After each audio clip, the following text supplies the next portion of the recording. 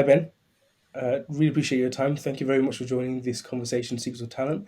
I want to kick off this conversation just to find a bit more about yourself and the organization you're with, because I understand there's many folds to the organization. Yeah, absolutely. So, Ben Buckton. So, I'm Chief Operating Officer for the Ampa Group. Ampa is a group of legal and professional services brands across the UK. We've got 8 brands within the group. The largest of that is Shakespeare Martineau, which is a large national law firm. We've got Mail and Baxter, which is based on the South Coast, which is another life and business law firm.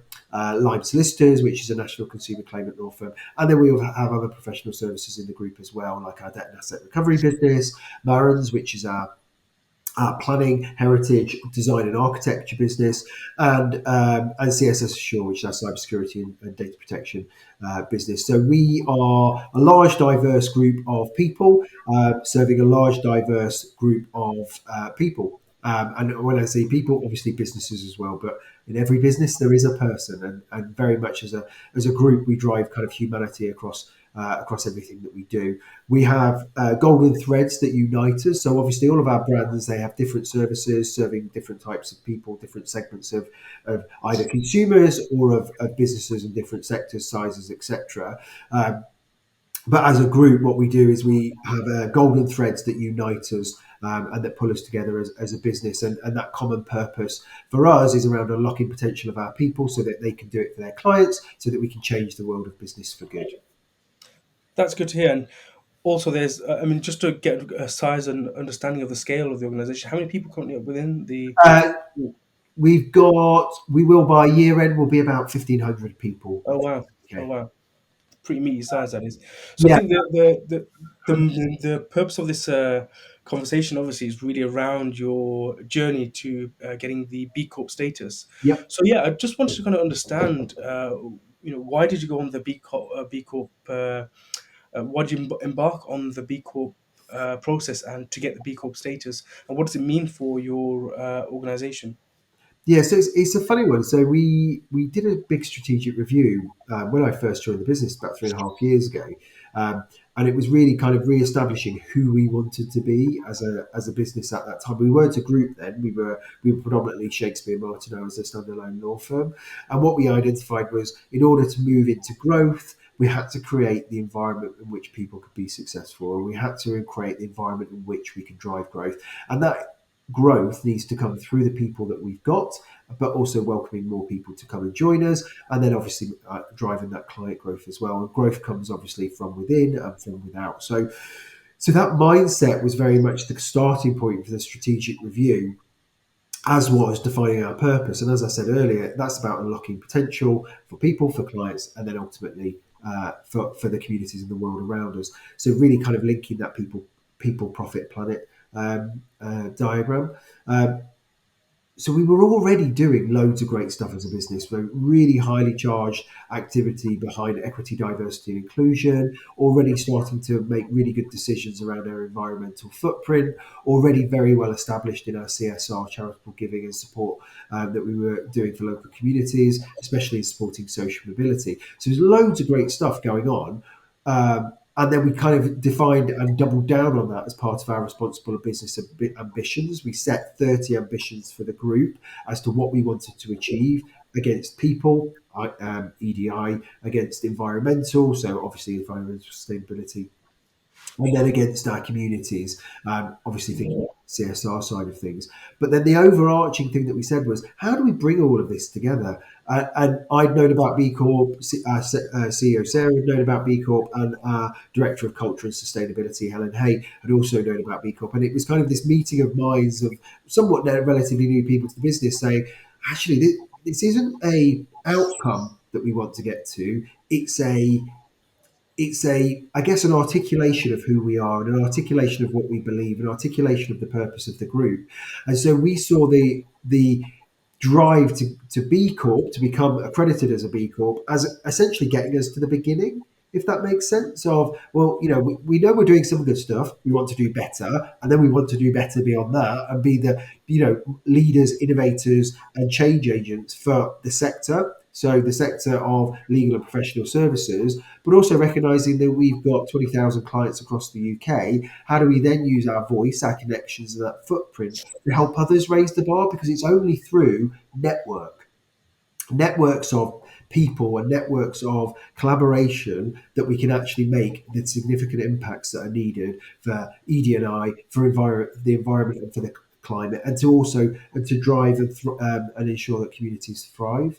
Um, and so B Corp for us, it kind of wasn't an afterthought by any stretch of the imagination, but it was that thing that helped us kind of put a stake in the ground. We've got that stake in the ground now. We've got our accreditation. It's a very long journey to get there. Yeah, and there's a reason it's that B Corp is held in or being a B Corp is held in such high regard is because it is not an easy thing to get.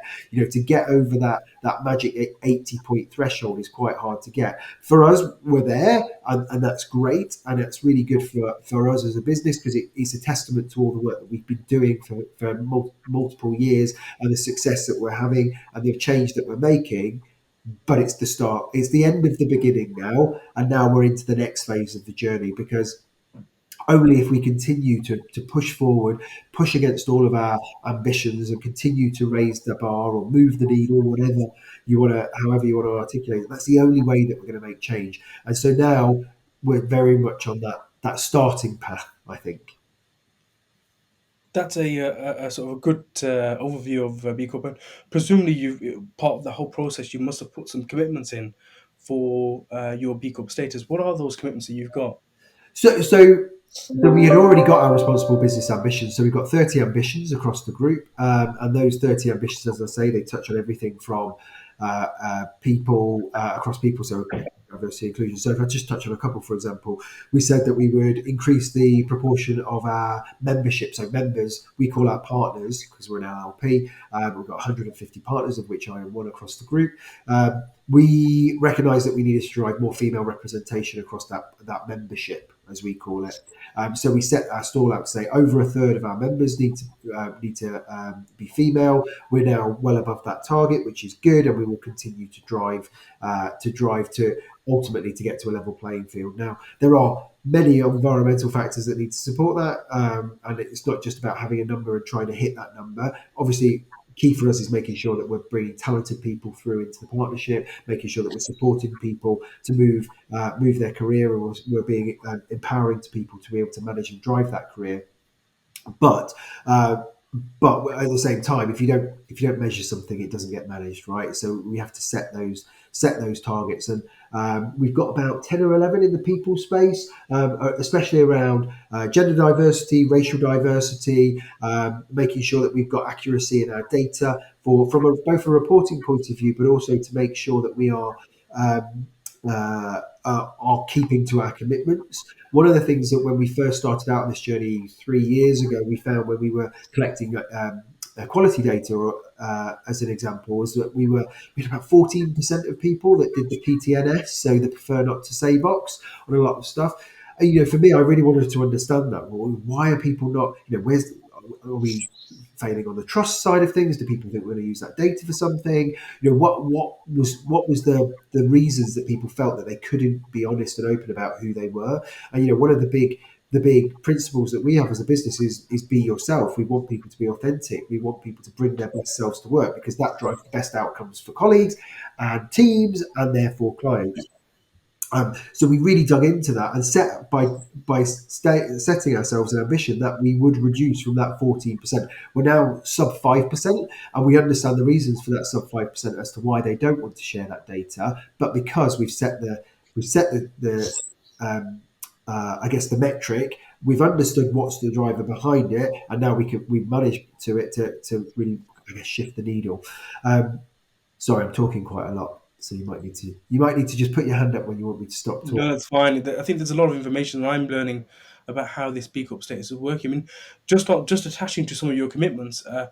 Is there a sort of return on investment that you're looking for out of this? And what does that look like? Is it a return on investment that could be both financial, non-financial, or are there specific things that you're looking for in terms of your investment into this? So I guess, how do you put an ROI on doing the right thing? How do you put an ROI on helping, helping have an impact against the climate emergency. So it's really, if we measured everything by what it does to our profit or what it does to our growth, then we probably wouldn't do some of the things that need to be done, and we wouldn't make some of the difficult choices that need to be made. So it is hard to do. And one of the guiding lights for us has very much been, as it has been for us as a group, across the past few years, of the pandemic, of the cost of living crisis that a number of our people and our clients are facing, is do the right thing. Do the right thing and make sure that we are following that course, and that has continued to be a positive outcome for us in terms of growth, in terms of profitability. And I truly do believe if you do the right things as a starting point for people, planet, etc., the profit and the growth comes, and we have seen that drive through. The ROI that I would like us to see is people come and want to join us.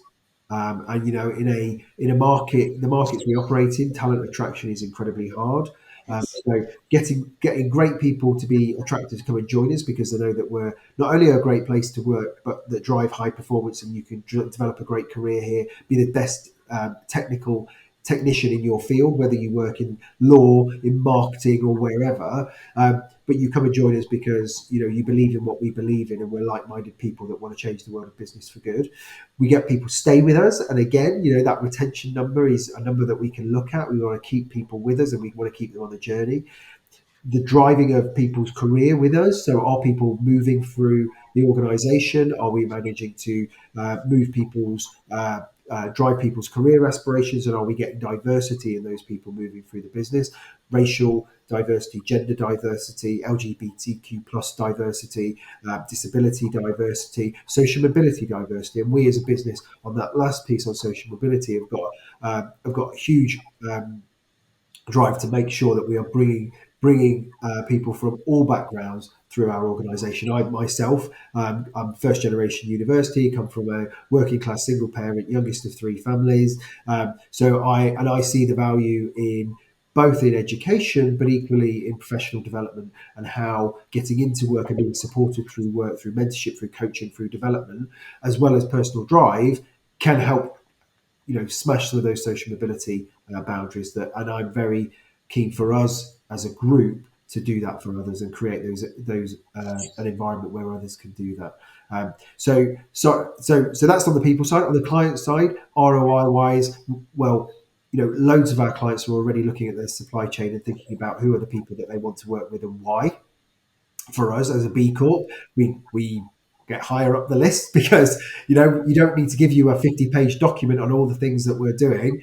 I can just tell you that I've got this external validation of all the things that we're doing. Now, I'm still going to give you all of the details of everything that we're doing, but it makes it an easier choice for a client to say where I want to put my money, right? And it's the same as with people that use a Tridus Bank or now a Coots Bank for their private banking. They know where their money's going and they follow the money. And that for us as a B Corp is equally what we will do in our decision making, is follow the money. Where are we spending money? Who are we investing with? And how do they believe in the same things that we believe?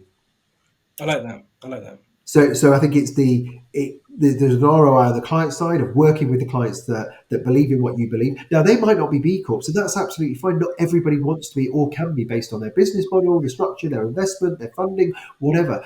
But lots of businesses still continue to want to do the right thing, no matter their context, their sector, their environment, and we can help them on that journey. And even by just being their service provider, we help them on that journey because they follow the money and see the impact that their money's having. It's the same as wherever you put your pension investments or wherever else it might be in their organisation, and seeing what. It's a trust factor, isn't it?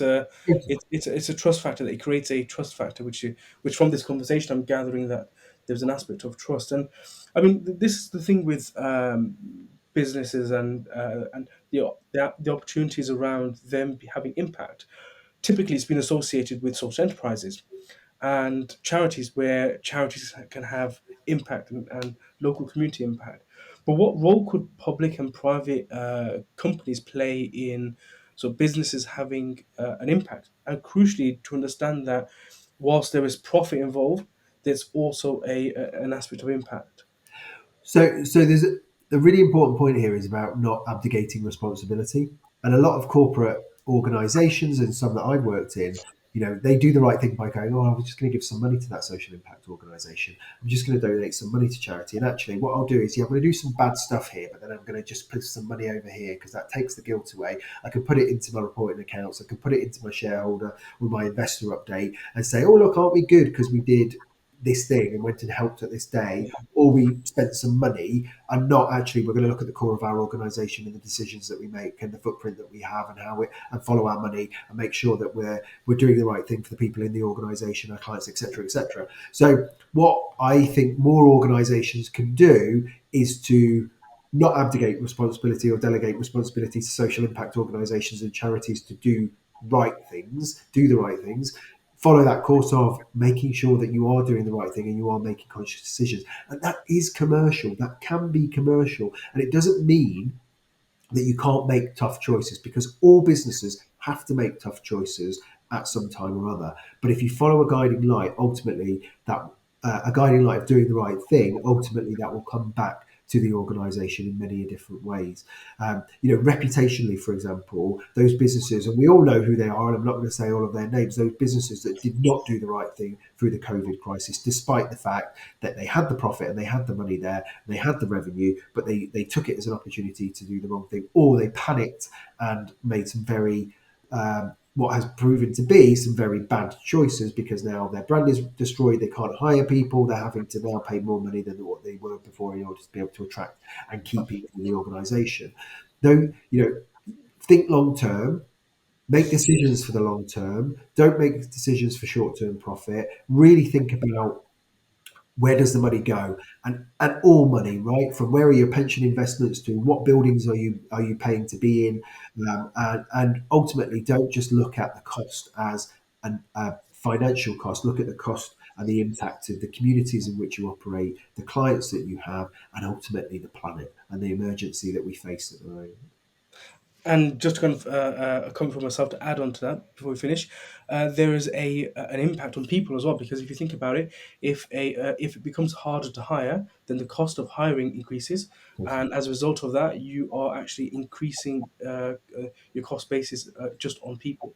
But yeah, look, really appreciate your time, Ben. This is a fruitful conversation. I've certainly learned more about the B Corp status and what it means to the people strategy, and I hope those who see this conversation see it as an opportunity to kind of understand how they can better invest in their people and their journey. Thank you very much, Ben. Really appreciate your time. Thank you very much for having me. And just to say, as a B Corp, we're very keen to support any organisation that is looking to go along a similar track. And, it's part of the mantra of B Corp is to support the movement and drive the movement forward. Whether your ambition is to be a B Corp or just your ambition is to do better, come and speak to us as an organisation. We're looking to help others.